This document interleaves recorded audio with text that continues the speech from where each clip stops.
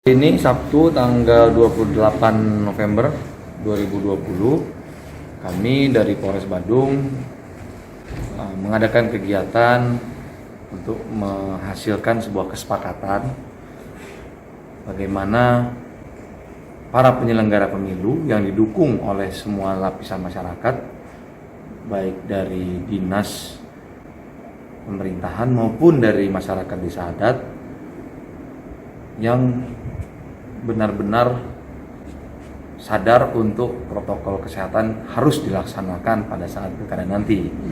Dan tadi juga kita sudah bersepakat bahwa ketika ada hal-hal yang bertentangan dengan pelaksanaan protokol kesehatan di satu TPS, akan ada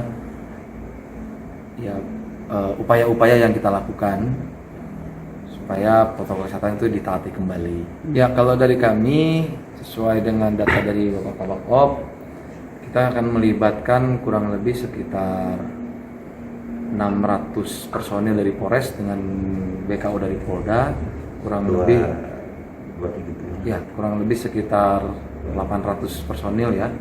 Polres dengan gabungan Polda tambah dengan pasukan sekat, itu nanti akan mengamankan TPS. Jadi pola pengamanan TPS ini memang ada hitungannya, hanya kemarin sesuai dengan perintah pimpinan, tingkat kerawanan pun sekarang dihitung dengan tingkat kerawanan untuk kepatuhan masyarakat dalam penerapan protokol kesehatan. Ya, rata-rata satu TPS satu personil itu mengawaki 2 TPS kalau kita rata-ratakan. Ya, tugas khususnya yang berbeda tahun ini pilkada saat ini adalah penegakan protokol kesehatan. Jadi selain kita mengamankan proses pemilihan atau proses pencoblosan, kita juga harus bisa memastikan. Jadi anggota-anggota kami ini nanti yang akan di TPS harus bisa memastikan protokol kesehatan betul-betul dilaksanakan.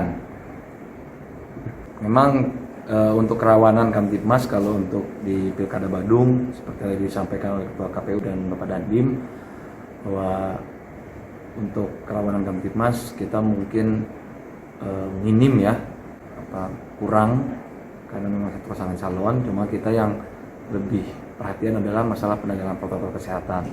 Untuk daerah-daerah yang memang rawan untuk pelanggaran protokol kesehatan, sesuai dengan data dari hasil operasi justisi yang biasa kita lakukan, itu masih di seputaran di daerah Kuta Utara, daerah Mengwi, yang memang daerah-daerah padat penduduk. Itu.